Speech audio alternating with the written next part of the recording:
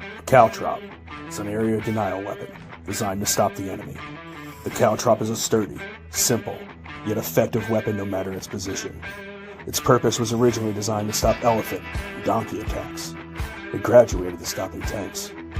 And now, the Caltrop is your defense against propaganda, polished lies, and manufactured outrage. It's free from counterfeit credibility and synthetic truth. However, inside the walls of the Caltrop, you're going to be forced to think. Ladies and gentlemen, boys and girls, children of all ages, Mike Calderese is the Caltrop.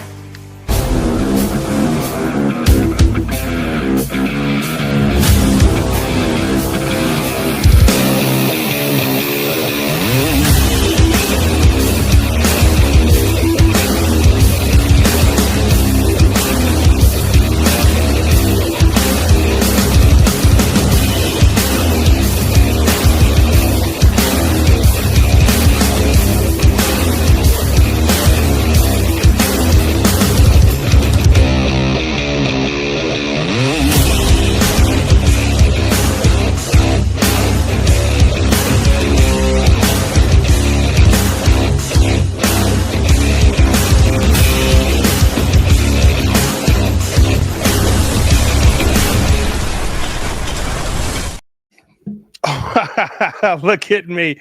I am such a rookie right now. Can you imagine? Hey, here I am. Oh, no, here I am. Hey, sorry, guys. I apologize for a little bit of the late start. I was digging holes all day. My hands are killing me, digging 3-foot holes for these giant 16-inch sauna tubes.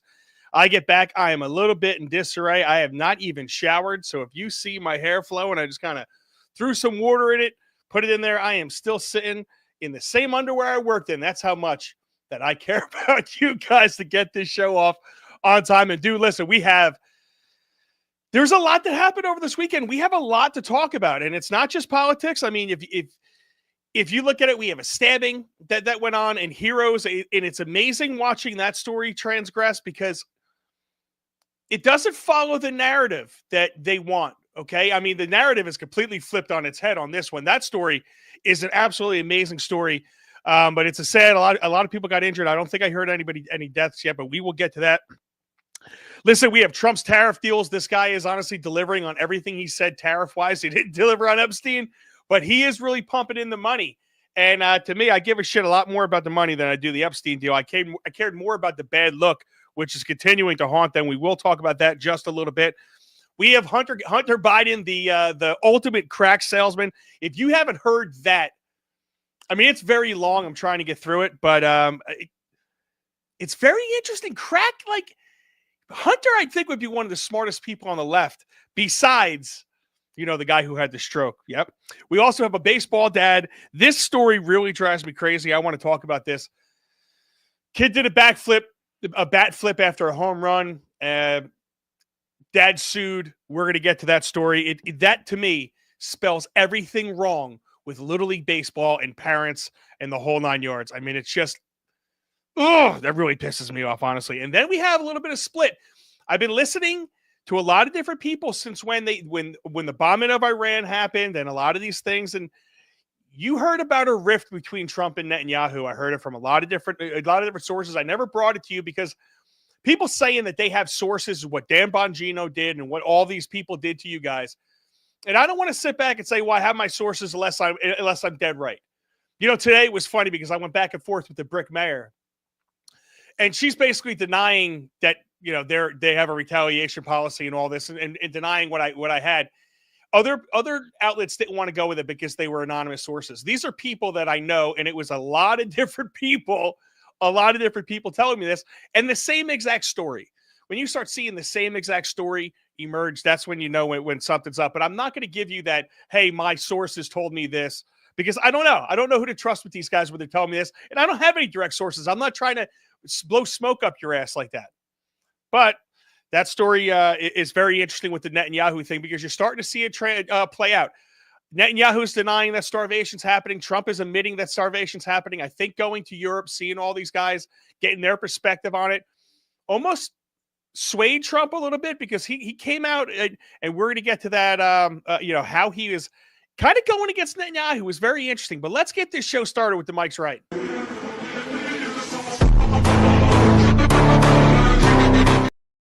Tariff Daddy was right, wasn't he? Tariff Daddy was right. Lefties, how are you handling it? Do you remember when everyone said tariffs would tank the economy? That there were taxes on the consumer, that they'd wreck trade relationships, drive up prices, and ruin us all. Yes, you remember those people? There's the same experts that told us inflation was transitory, that lockdowns were science, and that Biden was sharper than ever. The same exact people told us that. Well, it turns out they were wrong again, and it's no shock to anybody who's actually paying attention. Trump's trade war is looking more like a trade flex. We have Japan, we have Indonesia, we have the EU, and many more to come. Those tariffs are literally printing money for us right now. Projections say we're looking at $300 million this year alone, and that's before the full UK, Japan, and Indonesia deals even settled in. China's about to step back to the negotiating table, and guess what?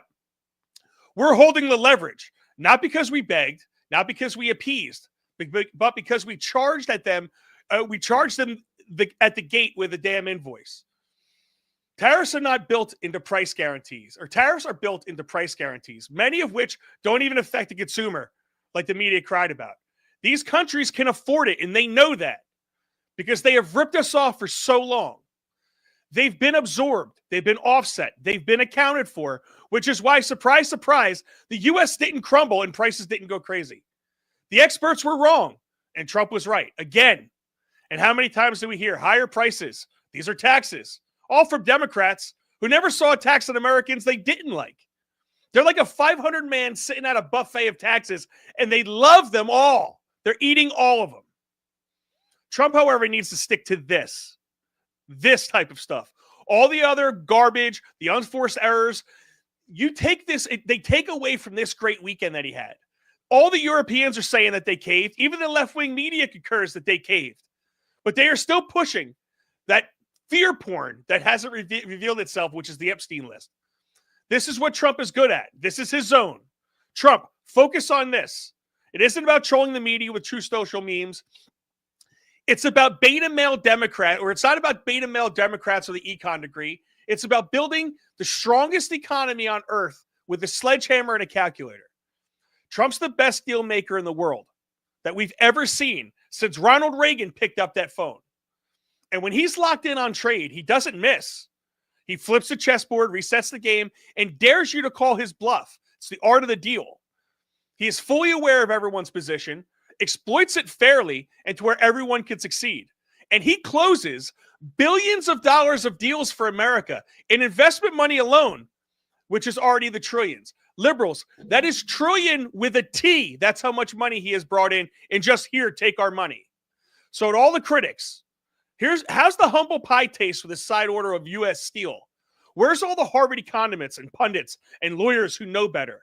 I don't hear you anymore, besides on the far left moron news that nobody watches. When the boy who cries tariffs are all wrong all the time, maybe that boy needs a spanking, which is something Trump just did. It's time for Trump to leave the sideshows behind and double down on what actually works. Tariffs, trade, the border, and taking America off its knees and back to the damn table, at the head of the table, not at the side. Focus on the success and let the rest be forgotten about.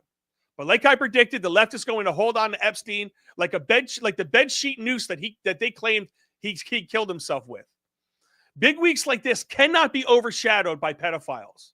And I will say this, maybe if we collectively cared more about molested kids and less over them bat flipping in Little League games, we wouldn't have gotten this far with the Epstein distraction in the first place. And we'd be celebrating these big wins worldwide. But we're not. Why? But hey, here we are. And to me, I'm going to celebrate, and I'm going to stop the nonsense with a lot of the Epstein stuff. And we are going to celebrate the wins because they have been incredible for all of us.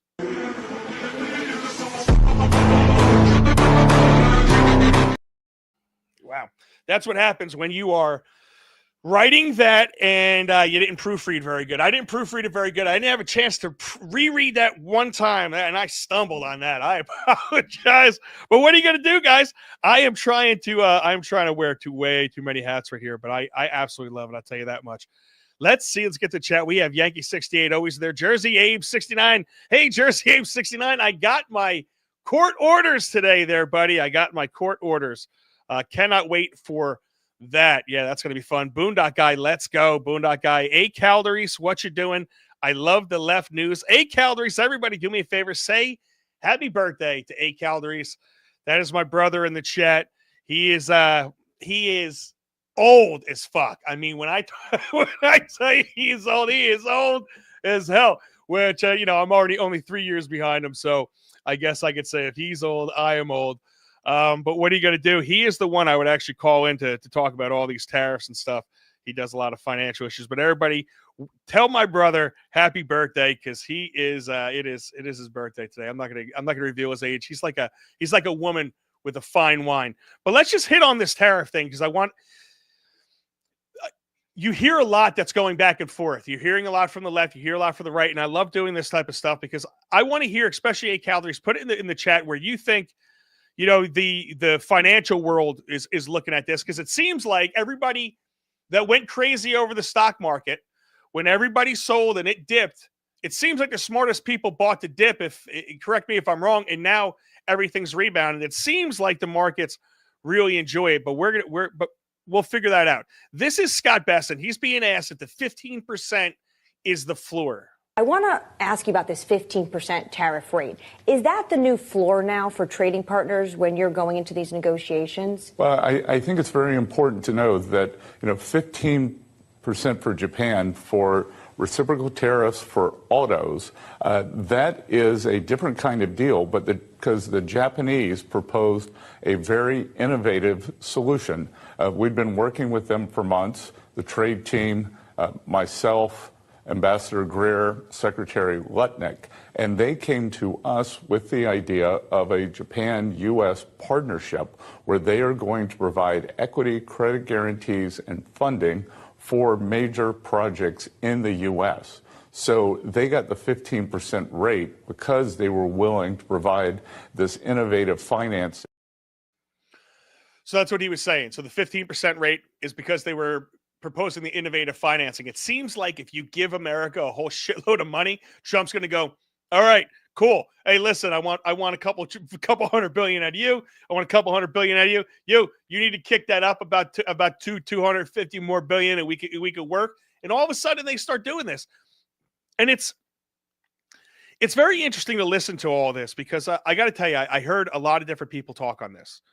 And when you think about what these people are doing, the most clear-eyed thing I heard, I think this guy's name is Victor David Hansen, something like that. He was on Megyn Kelly. He was talking about how these people are willing to go 15% because they know that they're still making a shit ton of money there at 15%, even if they don't raise their prices on us. Even if they do not raise anything, they are still going to make a lot of money. This guy had a great point. And we're going to have kind of a Darwinian, only the strongest will survive, and that's good. And you'd say, well, you can't survive when they have a $500 dumping advantage. And then they'd say, well, they won't be able to sustain it. And they did sustain it. And then they'll say it's going to lower prices for Americans that if you get less, and it didn't. And so we've been dealing with this economic orthodoxy for a long time, and what's missing is we don't really know what the profit margin was for the Japanese, the Chinese, the Europeans in this market. It could have been 20 or 30, but my point is that they apparently have calculated that as long as it's 15%, they're going to make plenty of money without having to raise prices and get in a trade war as the entry charge to get into this huge consumer market. And everybody said that's not true, but apparently they have made a calculated decision that they will make plenty of money, pay the tariff, and be here. The other thing we don't realize is the total market capitalization of Silicon Valley is about $9 trillion. Doug Burgum the other day said there's $15 trillion in foreign investment on schedule to be invested in the United States in the next 2 years. The economists have, they have certain formulas that for every $1 billion of foreign investment, you get, I don't know, 5,000 new jobs. But nobody in their right mind had ever envisioned 15 trillion if that actually happened. So what I'm getting at is there's all sorts of new things that have happened under Trump. Nobody envisioned 15 trillion. I don't think anybody envisioned these type of numbers and these type of trade deals that are being brought in. And I hope everyone sees it. This is why I'm so pissed about the Epstein stuff. This is why I get so pissed about the distractions. We just had a president that did not do any of this stuff. Didn't care enough to make the best deals for America. Didn't give a shit to do anything productive for this country. Nothing. He went to the beach, went to sleep, got his ass wiped. That's what our president did. And now we have a president that is actually working on getting the best deals for America. And with something that Scott Bessent said, he wants to de-risk our economy. One thing I think we all know, and Scott Bessent's going to make this point, so I don't want to double up on this, but I want to remind everybody, we've been exposed, and COVID and all these different things that have come on us have exposed a lot of weaknesses, in my opinion, in the American economy, in the American supply chain. And when you start looking at our dependence on China, and with this Indonesia deal and with these other UK, what we're doing is we are spreading out our load. We're not being as dependent on one country. And to me, that's incredibly important. Listen to this. 15% rate because they were willing to provide this innovative financing mechanism. There's a lot of Japanese FDI into the United States already. Is this new capital? Oh, no, this is all new capital. This is all new capital, and it is going to be targeted at the strategic industries that President Trump and this administration believe that we have to de-risk on. During COVID, we saw our vulnerabilities, whether it was in medicines, semiconductors. So we are going all in over the next few years to de-risk our supply chains. And this deal, thanks to President Trump, is going to be part of that. When it comes to the 15% rate on autos, this means that Toyota is basically paying a cheaper rate than, say, GM if they have inputs from other countries. They're still at the 25% auto rate. Do you see the auto rate leveling out to something lower than 25%? We'll have to see. And again, those are just GM components. There's also the USMCA, the portion of any autos assembled in the U.S. And then, of course, GM and especially Ford. I think Ford has the largest U.S. production. You build it in the U.S., there are no tariffs. So when it comes to Just build it in the U.S. and there are no tariffs. But did you hear that? We have to de-risk our economy.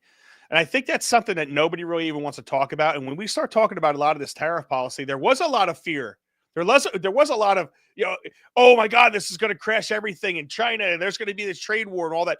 No, because it's called market share. These countries want their market share of our economy. We are the biggest economy. So he knows this.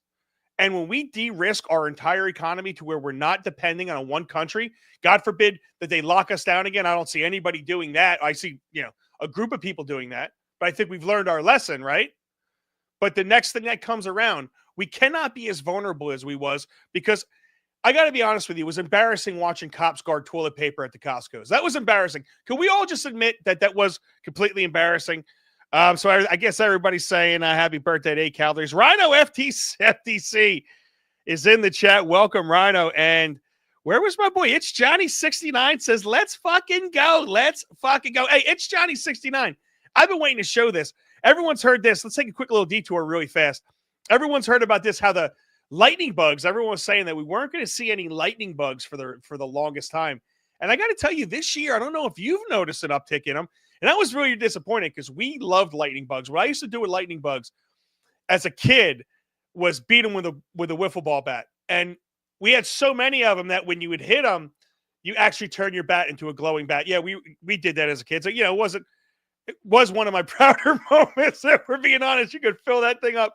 It was awesome. But we were at his house the other day, and listen, check this out. I want to see if you could see how many lightning bugs were here. How many lightning bugs can you spot? Let's see. Video. Yeah, I'm on video. There we go. We can see him. Lightning bugs. Is there anything cooler than lightning bugs? Lightning bugs got to be the coolest. I love how your hunter shoots them. Look, they're lightning bugs. So that was us. Yeah, I was drinking a little bit, but what are you going to do? But it was really cool, honestly, because if you couldn't see it, they were lit up the entire. They have like a cow pasture back there. It was a really cool scene, and I do love me some lightning bugs. But let's finish up on this tariff thing. Let's jump back into that. I had to, being that I saw it's Johnny69 in the chat, I had to bring that up. And I had that queued up. So I have one more here about tariffs before we move on to this Ana Navarro stuff I want to get to, because it was a very interesting conversation with her and Tucker. But this is Peter Navarro on the Japan trade deal. And Trump was trading. The sneaky great thing about this is the $550 billion that we're going to get from Japan, and essentially as a blank check to invest in America. And the thing that really needs to be understood here is it's going to be used to basically cure our supply chain vulnerabilities. Okay? This is really important. We've seen in the pandemic that we were exposed on pharmaceuticals. We know we've got a chip problem where too many of the chips are made offshore. We've seen recently with China their export restrictions on things like gallium, on rare earth magnets, critical minerals. And so this money, and Howard Lutnick, the Commerce Secretary, I think is going to be the symphony orchestra guy on this. We are going to figure out every vulnerability we have in our economy and make sure that we close that gap with now the help of the Japanese. So for me, that's the big thing. Now, the other thing to keep in mind here is, because I know you're going to ask me about what's happening with the EU and things like that, what this deal does, as what the Indonesian deal did, is it spurs other deals along, right? In this case, right now, we're in a situation where, for example, German cars are going to be at a disadvantage now to Japanese cars because it's a 25% tariff on German. Same thing with Hyundais from South Korea. So as I mean, just watching the boss, I mean, I'm almost getting tired of winning, but I don't think he ever will, okay? I'm not getting tired of winning, but again, what do you hear over and over and over again? And this is what I absolutely love about what the Trump administration is doing, and this is why I want them to focus on this. We are using the free market. This is free trade. Everyone, this is free trade because it's an open market trading system. Because now you don't want to be at the competitive disadvantage. And Peter Navarro said that how many days back? You want to be able to be competitive with everybody across the board. That's what America is not understanding by us imposing these tariffs. And from what I understand with the EU tariff, we have a 15% tariff coming on in, and they have no tariff going out, and they're opening up their markets to a lot of different products. If you know, the EU is a pain in the ass, and a lot of these countries are pains in the ass because they have value-added taxes. They have a lot of different bullshit environmental laws. Their regulations are very tough to do business with. So Trump had to create these tariffs in order to break these people's regulations. That's another thing people don't understand. You have to get through their bullshit. And the only way to get through their bullshit is with pain. Unfortunately, the politicians know how to do that with us. They just don't know how they've never done it to other politicians before. I actually have one more on that. And this is, I'm not even going to try to pronounce her name. What are the ladies high up in the European Union? You're known as a tough negotiator and deal maker. What is in front? And fair. And what is in front of us? That's less important. If we are successful, I think it would be the biggest deal each of us has ever struck. So I'm very much looking forward. Ever struck by anybody? That's true. Yeah. That's true. You and I both figured this is really the biggest trading partnership in the world, so we should give it a shot, right? Yeah. Very much looking forward to that. Oh, thank you very much. I do too. Yeah, I definitely want to give it a shot. Yeah, I'm very excited to do business with you, Mr. Trump. He is a very, very tough negotiator.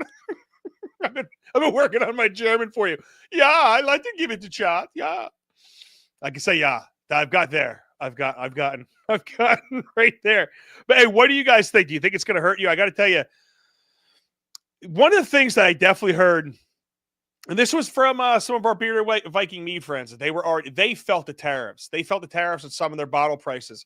So it's going to be interesting to have next time I have the Yarrow on or Vico, we'll talk to them about that, because they definitely felt some of the tariff supply chain issues. Hopefully, with some of these new deals, that stuff could be remedied. I have to talk to them a little bit further about that. But I'm looking forward to seeing what's going to happen, because listen, everyone knows I was critical of the big beautiful bill. I was critical of a lot of different things about their spending. Now, if they are able to offset a lot of their spending with a lot of revenue gains, I'm okay with that. I still want the lower spending, but listen, higher revenue. If you spend a lot of money, like if I want to spend $1 million a year, but I figure out a way to make $1.2 million, I mean, you're going to be really mad at me, right? If you're going to spend, because it seems like none of these assholes want to stop spending, then we got to figure out how to make way more money. And this tariff stuff, he said it was the most beautiful word on the planet. Tariff's the most beautiful word on the planet. Well, right now, it seems like it's doing its thing. It seems like it's working the way he designed, and not the way the every Harvard economist that came out and thought they knew what they were talking about for the last 50 years. But let's move on to something. And I want to get to a little in-depth breakdown. In-depth breakdowns. Big E McD says, Buenos noches. Jay Will says, the Caltrop. Let's fucking go. Welcome, everybody. Do me a favor. Figure the hell out of that like button. And if you can, I'd really appreciate it if we share this thing. We got to grow this. I know a lot of you guys have been with us with me for a very long time, and it seems like I'm always trying to grow something from start. This is all mine. So if you jump in with this and help me grow this, that is going to be awesome. I'd really appreciate it. But this is a little in-depth breakdown, and I had Anna Kasparian. Anna Kasparian was on, if you know who she is, she's one of the Young Turks. She's a liberal who I think sensed the liberal craziness and then started moving a little bit right on some of her stuff. If we're being honest, she's a little bit too attractive for the Democrat Party, if you're asking me. I'm not saying she's very attractive. I'm saying she's too attractive for those people. But she had some really good points. Now, she had some very ignorant points. I'm not going to bring you those. I'm going to bring you some of the relevant things. But I love what Tucker's able to do with his new show and a lot of these things. And some people suck. This one was okay, but I like some of the good parts. This is Anna, and it's on something that I talk about a lot, which is coming together. Show, because I do think that Americans from across the political spectrum need to find areas of agreement, especially as it pertains to making this country better, so we can apply appropriate pressure on our politicians and get them to represent us, regardless of the corruption, regardless of the influence of foreign governments. At the end of the day, these politicians are nothing if it isn't, if it weren't for the American people, right? So like right now, what's really interesting is in Congress, it appears that there's this bipartisan effort to force a vote to release the Epstein files. Yes. And the only reason why that's happening is because there's a very loud and aggressive portion of the MAGA base that's demanding it, and they're not letting it go. And I commend them because I agree with them. I think we need transparency. We need to know whether or not we literally have members in our government or influential people, you know, in the periphery of our government who are pedophiles. I want to know. I want to know too. But I don't think you're ever going to hear about it. But we do have some Ghislaine Maxwell stuff that's coming up where she apparently named names. Now, I'm going to play two things for you that I like about what you said, and I'm going to play one thing that I didn't like about what you said.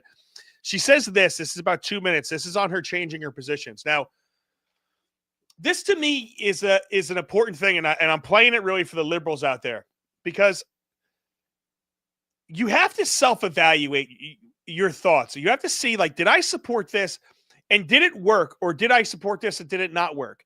And if it didn't work and you really supported it, maybe it's not anything other than you thinking the wrong way. So this is Anna talking about how she fell into the defund police movement. Very interesting. The honest party, the liar party, or something, you know, in the future. But clearly you've started thinking things or thinking through things that you hadn't before. And God bless you. That's like the greatest privilege of adulthood. You get to think for yourself. It's happened to me a lot. But how did that start? Well, I mean, it started with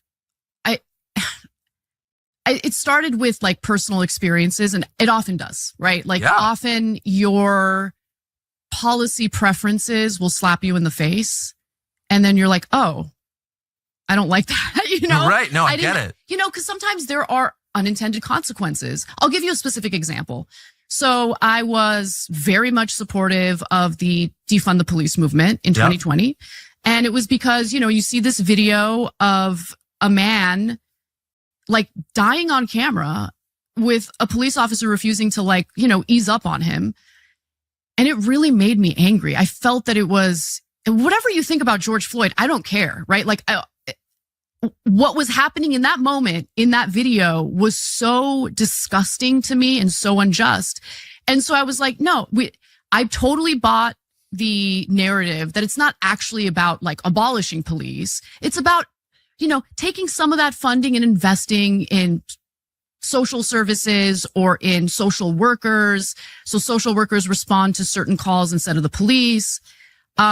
That actually has ended up being pretty disastrous in California, in Los Angeles in particular, because I've seen it firsthand. And you're from there. I'm from there. My best friend since childhood, she's a social worker herself. And I've talked to other social workers about what their experience has been like. And they're like, I actually interviewed one for a piece I wrote for Real Clear Investigations. And she told me, look, it hasn't really worked out the way people have thought it would work out. Oftentimes we'll go to a call and it's supposed to be a nonviolent person a nonviolent call. Someone's having a mental health episode, but they'll show up and oftentimes it'll be someone who does have a weapon. It's not a gun, but it's maybe a knife and they feel threatened. So they have no choice but to call the police. No shit. And I played that in its entirety because I want to show you who you're dealing with. I want to show you the type of person that you're dealing with. Okay, she sounds very smart. She looks very smart. And I'm not saying she's not smart. What I am going to say is they view the left typically views things through emotion, through this total emotional lens. And I see something and I saw this one little partial of a video. This is what she's telling you. I saw a little part of a tiny little video and I got so emotionally worked up and so mad that we needed to defund the police. And I thought, you know what? Let's just let the social workers deal with it. And guess what? It didn't work. No shit. You know why? Because far often in government, they have lack of foresight. If I do this, what are the possible steps down the road that are going to come back to bite me in the ass? I have to think about that stuff on every single day basis. I build a deck. I build a patio. I am a construction worker. Yet I have to look at my start and my finished project and have to see right from the very beginning all the different ways that I'm going to get tripped up and all the different ways that my plan may fail. And you know what a hack person does? They don't take any of that stuff into account. What they do is they take a starting point. They go, okay, I think I'm going to build a deck here. And then they start building a deck. And then they get to step C and they realize, oh, shit, this isn't going to work because I didn't do step A properly. And then everything from there gets hacked together because it wasn't started properly and it wasn't thought out properly.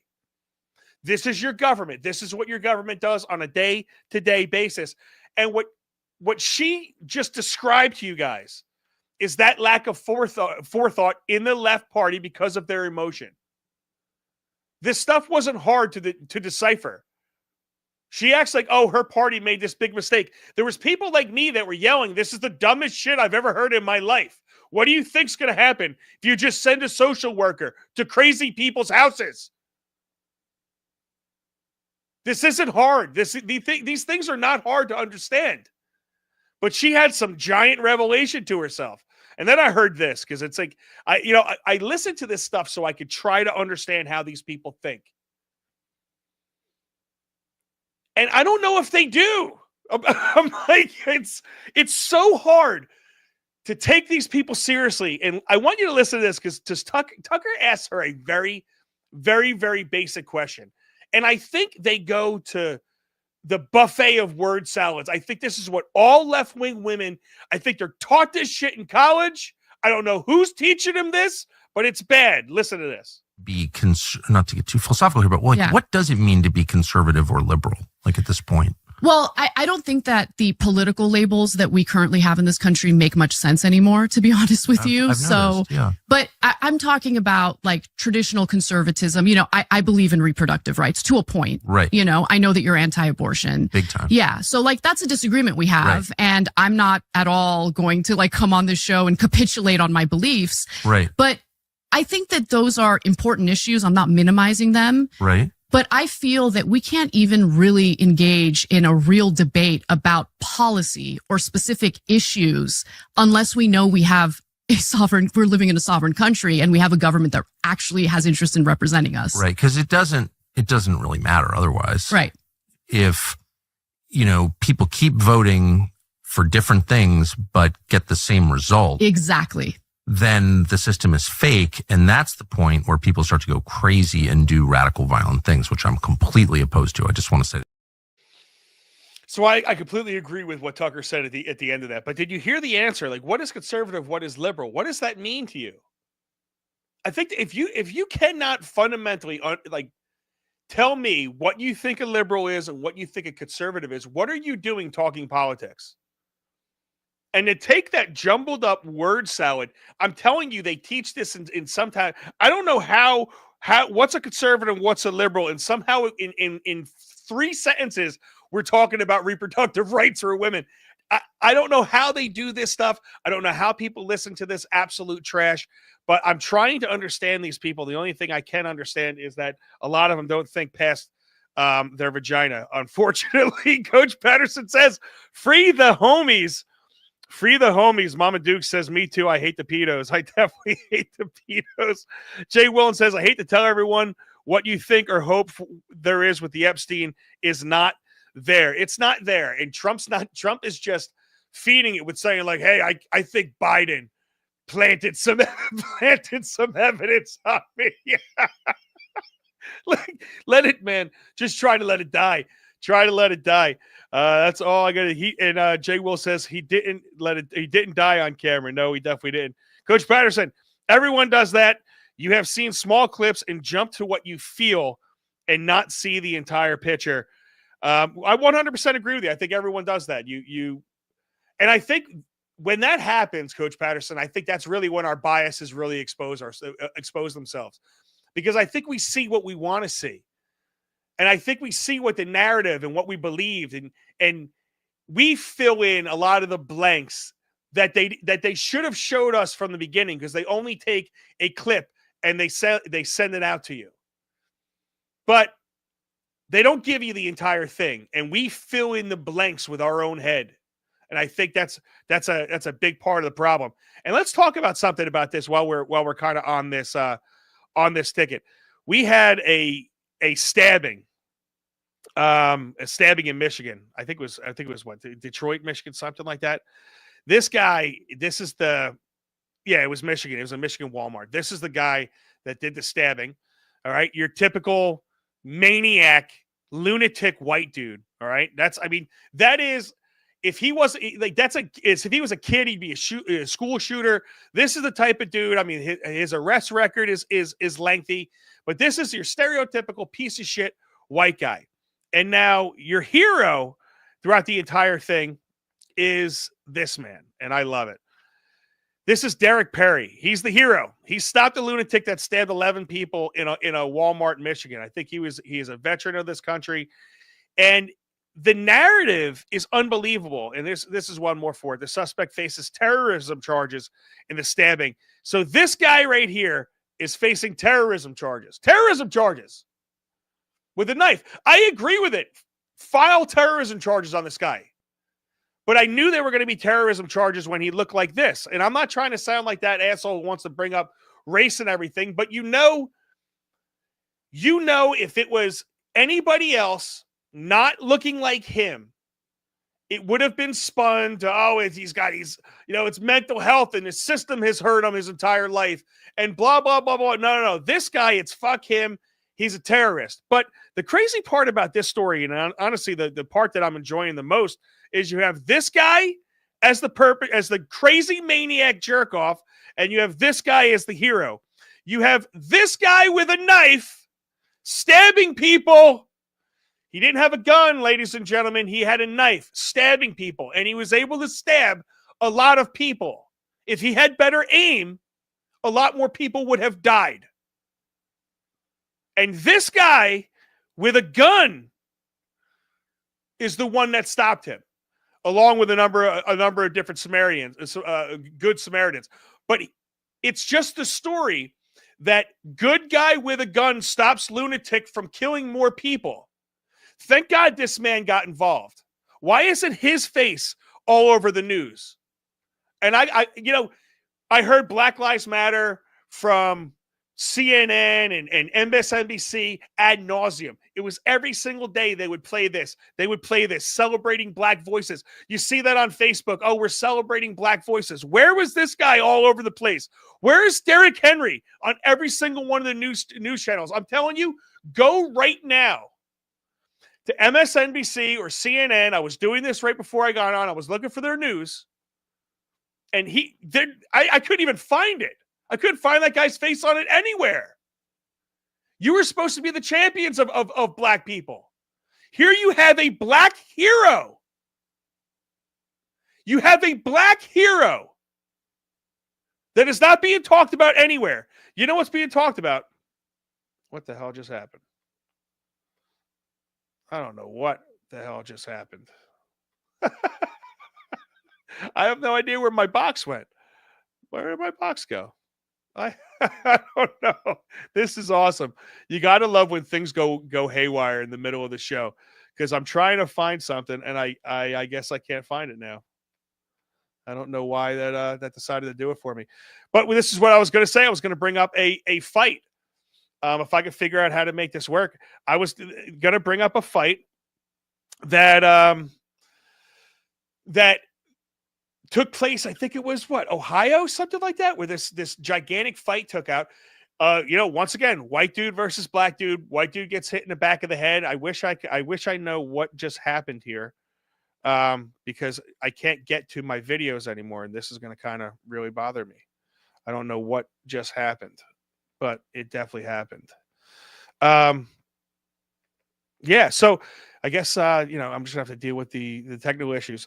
But you have a situation where that video has been everywhere. I'm watching. They will show you black people in their worst, most disgusting element while claiming that they care about black people. All you do is show me black people fighting. That's all the media does. That's all TikTok is. I see black people fighting, black people stealing, black people getting up and running out on tabs. That's what I see nonstop. I don't see this guy. I don't see him on any one of these things. Why do they only portray that group of people in one light? Patterson, put it in the post. He's a black hero. Why? He's a black hero. Isn't he just a hero? This isn't abnormal, isn't it? So listen, Coach Patterson, I am going to say he's a black hero because, like I've said this to you a number of different times, you guys, and when I say you guys, what I mean is everybody is now making me say black and white, and I hate it. And yes, I really wish I could just say he is a hero, because he is a hero. He's an American hero. That's the way it should be depicted. But what I'm doing right now is I'm pointing out the gross, disgusting hypocrisy from these people, to where they make everything a race issue. I don't care about color. They do. But you tell me why they want me to think black is so horrible, because they won't put this guy, they won't put him up. So put other people up. Yeah, I don't know what has happened here. I'm trying to figure out hide menu, more actions. I'm trying to figure out how to get back to my whatchamacallits, but I don't know. Oh, there we go. I just moved something. There we go. Yes. Outstanding. Let me show you a quick little clip of this fight. I think no, that's definitely not it. Where is it? Actually, not a big deal. Let's get on to our next one because I wasted enough time on this. This is something that, Coach Powers says, active shooter in Midtown. Fox News highlights it as breaking news. Active shooter in South Bronx all the time. Yeah, I mean, that's a South Bronx problem, if we're being honest. But you're right. It's the way it's portrayed. I don't know. Very interesting. Let's go to our next story because this story honestly bothered me, and I think this is going to be something where it's not about politics. Actually, it is about politics. It's about politics in Little League. Check this one out. This is the moment 12-year-old Little Leaguer Marco Rocco hit a home run during a recent New Jersey State tournament game. He then flips his bat, tossing it into the air to celebrate. The umpire calling foul, ejecting Marco and suspending him for a game for unsportsmanlike conduct. He had to sit on the bleachers with his mom. He was visibly upset. The suspension would mean Marco would miss a crucial playoff game, losing the chance to make the Little League World Series. So his father took action, going to court, seeking a temporary restraining order that would allow Marco to play. There's no amount of money in the world that's going to bring back whether or not he plays in the game tonight that starts in about 5 hours. That was the judge. That's the judge. So the kid bat flips, and then you hear all this bullshit about, oh, bat flipping's not in the rule. There's no rule against bat flipping. There's not a specific rule against bat flipping, morons, but rule 9.01 in the Little League freaking handbook talks about equipment throwing. You do not throw equipment because it's a safety issue. And I don't give a damn what anybody says out there. Anybody that has ever coached Little League or umpired Little League knows, especially in these tournaments, when you get into the Little League tournament and you're talking about going to Williamsport,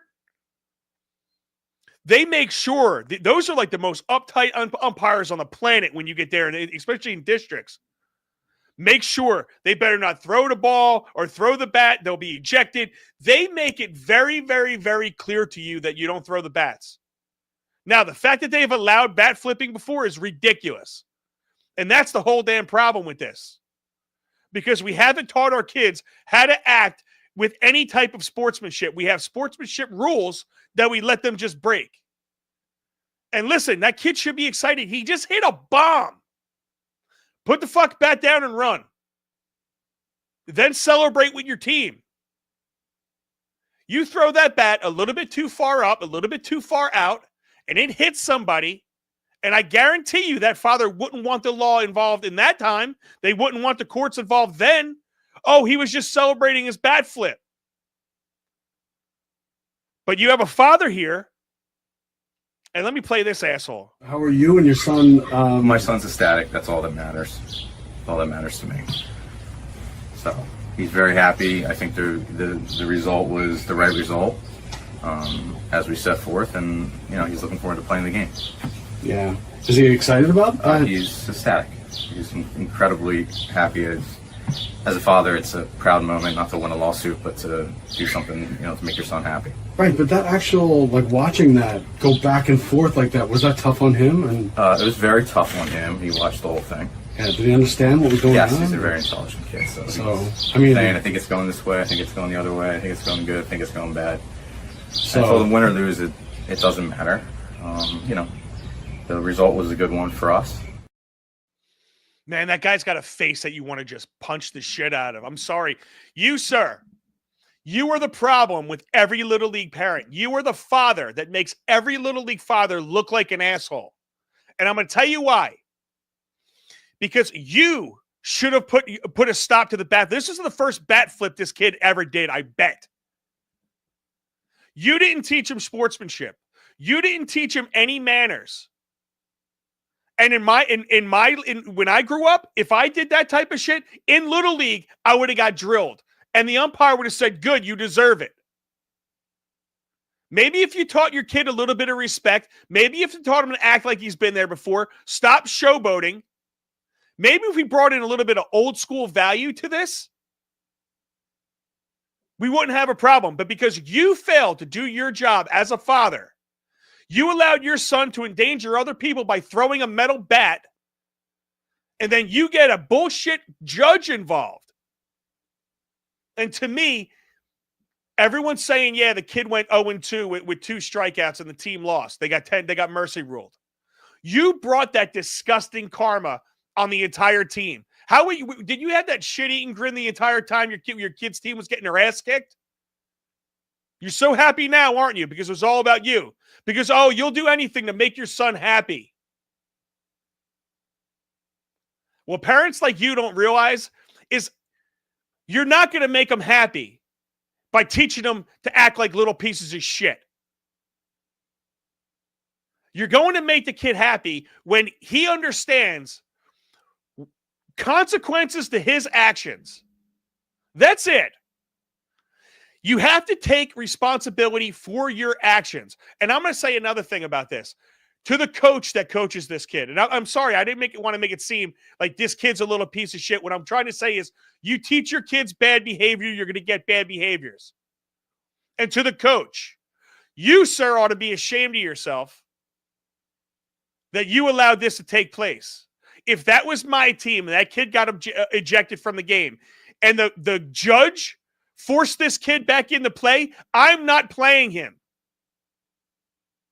Because I know for a fact you were told not to throw the bat.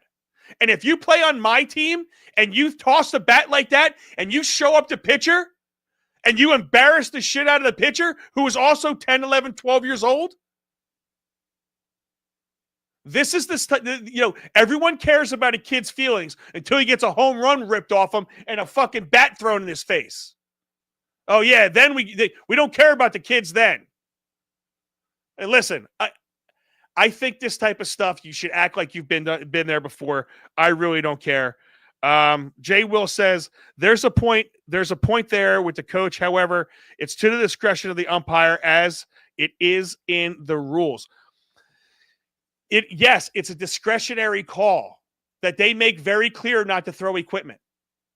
It's the same thing with a helmet. If you're out and you take a helmet and you throw it up in the air, sometimes they could say, hey, stop it. Sometimes they say, get out. It's their call. But the rule is there for a reason. You don't throw your equipment.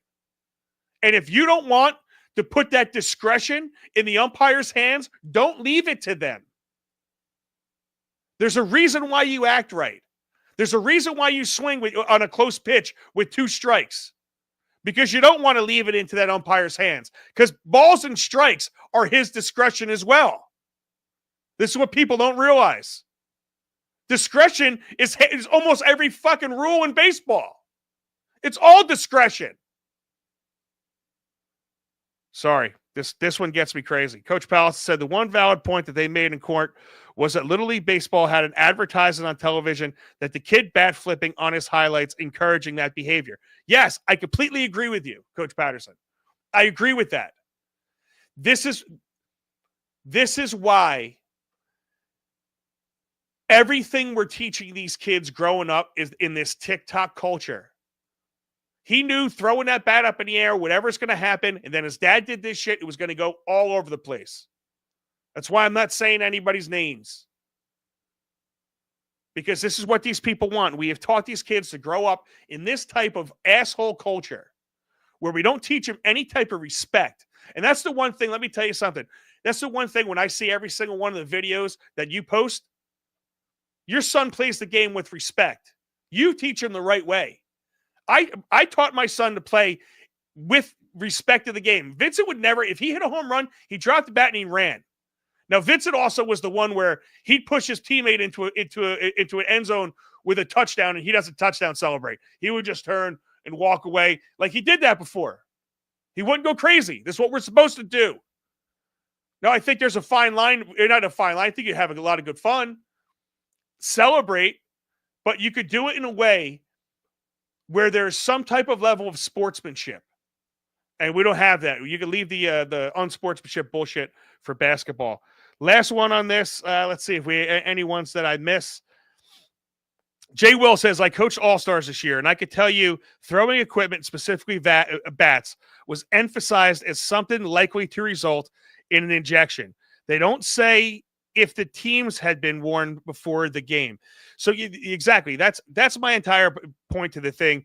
They make it a point to say, do not throw your bats. And it's not just the bat flip. What they're really saying there is after you swing, a lot of these kids swing, and after they're done swinging, they hit the ball and the bat goes flying because they don't stop their swing. They let it go at the peak of their backswing right there, and it's flying out of the hands, hitting the cage. That's the stuff that's dangerous. And these kids are excited. They do that type of stuff. But that is beyond the pale. Let's see. Coach Patterson says, why do you let the media control you like that, especially when the right constantly tells them to turn off CNN? What are you saying there? Then you're admitting the media controls how you look at people. If race isn't an issue, he is a person. I will tell you 100%. I admit 100% that the media controls how people think. Not me. The media controls how people think. I think that's well established. And the media has, this better than anybody. The media has painted your people, I'm going to say your black people, as monsters. And the fact is, they do not use the word black when anything is good. It seems like the word black is used every time something's bad. I'm just pointing that out. And it's it's not me saying it. Ooh, last one. This is Trump and Netanyahu. They're kind of clashing right now, and I like to see it. We're gonna get more into this on Wednesday because we are running out of time. This one flew by, but listen to this. Starvation in Gaza.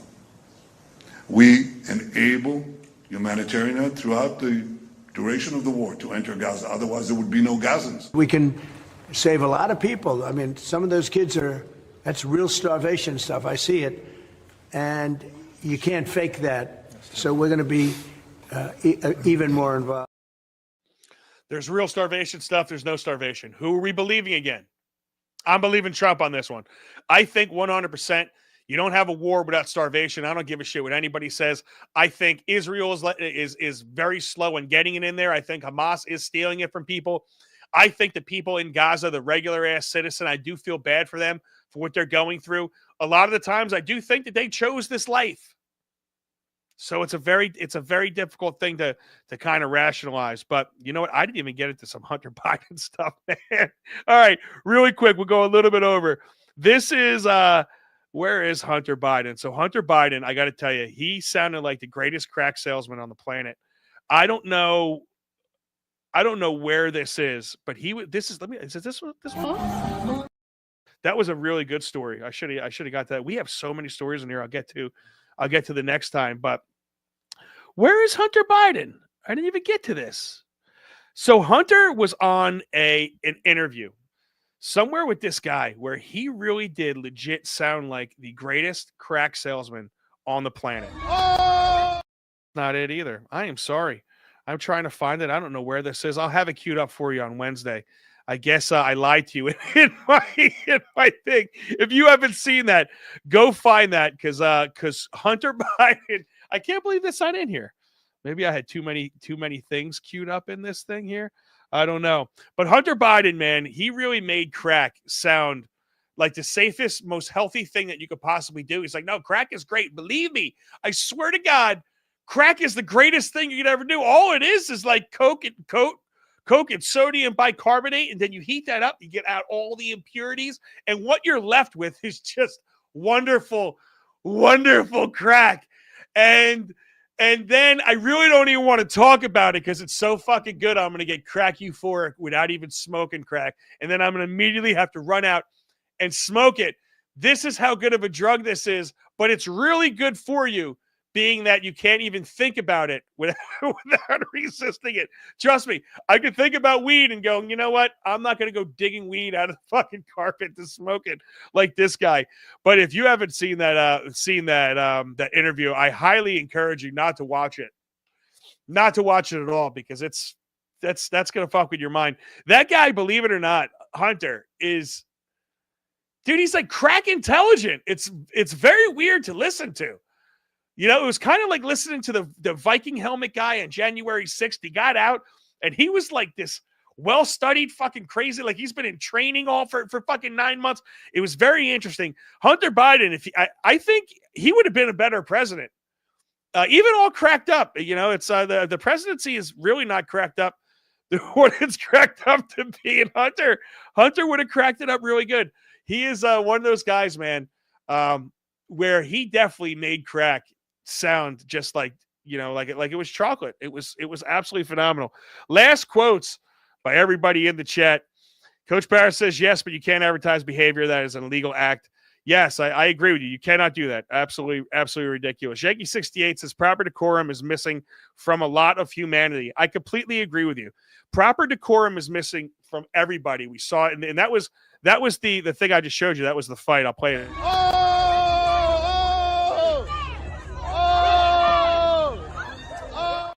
Now that's a 4-on-1. They went on to stopping this guy's head. At the very end of that video, a girl gets punched in the face right by a guy, and she's out fucking cold. That type of stuff is some of the most disgusting behavior. And when you have Yankee 68 says proper decorum is missing from a lot of humanity. Yes, and I don't want to end it like that because I want to end it like this. Yankee 68. We just watched the best of humanity. You know, I saw Yankee 68 at the American Legion in Brick, and what I witnessed and what I was a part of was a fundraiser, bike ride, drinking tour. Basically, you know, it's a bike tour, but you were going to different houses. You had hot dogs. You had a lot of different things. It was an amazing event ran by the Scott family in Bricktown. It was called the Dino Bike Tour. They raised money for underprivileged children. It was. The amount of people, the 380 T-shirts sold, the amount of donations, I think they're going to be able to donate over $1,000 to different causes. I mean, just that type of humanity is what I think we have to start focusing on. The stuff like where I see with Coach Patterson and his son playing baseball with all different types of people, that stuff is not shown as much as it should be. And, you know, when you see these things, the decorum, the people acting like assholes get way, way, way too much attention. And I am, you know, guilty of doing that as well. You know, so what are you going to do?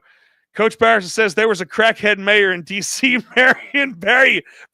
And you know what? Marion Barry smoked crack and got his job back. I'm going to quote some Chris Rock. Smoke crack and got his job back. All right, everybody. Listen, I really appreciate you guys being with me tonight. Dude, you know what? I have so much stuff loaded up in here that I could have got to. And, man, it just seems like this hour flies by. I hope you enjoyed as much as I do. If you do me a favor. Please share out of the show. Let's get my Rumble page and all these pages way over 100 people. Let's start to get us known again. My Rumble page is very low, so if you can, get on there and get it done. We have a lot of people that follow us on the Facebook and YouTube. Obviously, Centercut Media everywhere. If you follow all my pages, I'd appreciate it. You can also follow me personally, Mike Calderese, and email me at any point in time at Mike C at centercutmedia.com. Mike C at centercutmedia.com. I really appreciate all your help, all your support, and all your comments throughout this chat. You guys are the absolute best. You're the reason why I do it. We're going to grow this, but honestly, being this intimate with you guys means a lot to me. I really don't care about it. This is for us. Seriously. And if it goes somewhere, it goes somewhere. If it doesn't, it doesn't. I love doing this for you. And I love that you guys are part of the Centercut Media family. And that you stayed with me for a very long time. You guys are, you're becoming your own Caltrop. I appreciate that. And listen to all the people that have told me that the Caltrop is a great name. I appreciate you guys as well. I wish I came up with it, but I didn't. Rudy, the boat Martinez came up with that. No, not the boat. Sorry. The Jarl came up with that. But listen, guys, thank you very much. I appreciate everything. I will see you Wednesday. Be sure to check out all of my clips and be sure to check out what I'm doing in Brick and see if you can replicate that in your town. Be a Caltrop in your own town. And this Caltrop is out. Later, guys.